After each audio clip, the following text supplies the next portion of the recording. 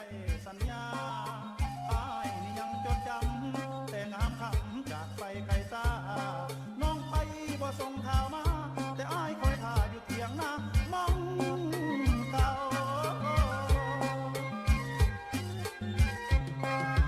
ฟังเสียงรถไถในหัวใจอ้ายนี่แห้งเหี่ยวปล่อยอ้ายอยู่คนเดียวใจน้อมเหนียวคิดฮอดแต่สาวสิเบิ่งลาสิแนมผู้ใดในหัวใจก็บอกให้เจ้าหรือน้องไปมีผู้เบาหรือมอดแฟนเก่าแล้วบอกหวันใจ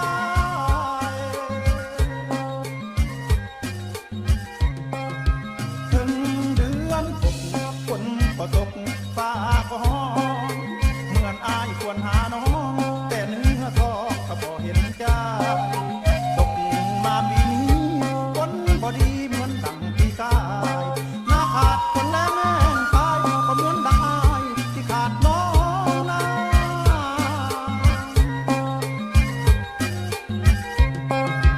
ฟ้ามันมองข่าวใด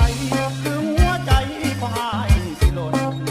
อายไปน้องหน้ามนจนสิ้นฝนก็บ่เห็นหน้าอดีตยังจำฝังใจเฮ็ดจังใดก็บ่จืดจางถ้าน้องบ่ลืมความหลังให้น้องนางกลับคืนบ้านนา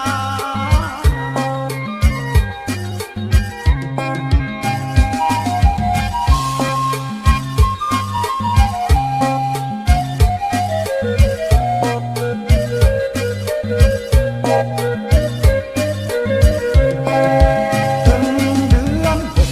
ฝนก็ตกฟ้าก็ห้องเหมือนอายควรหาน้องแต่เนื้อทองก็บ่เห็นใจตกมาปีนี้ฝนบ่ดีเหมือนดังปีกายหน้าขาดคนแล้วแม่งตายก็เหมือนดังอายที่ขาดน้องนา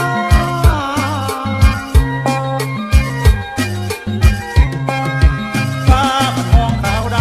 คือหัวใจของอายสิหล่นอายไปน้องหน้ามนจนสิ้นฝนก็บ่เห็นหน้าอดีตยังจำฝังใจเฮ็ดจังใดก็บ่จืดจางถ้าน้องบ่ลืมความหลังให้น้องนางกลับคืนบ้านนา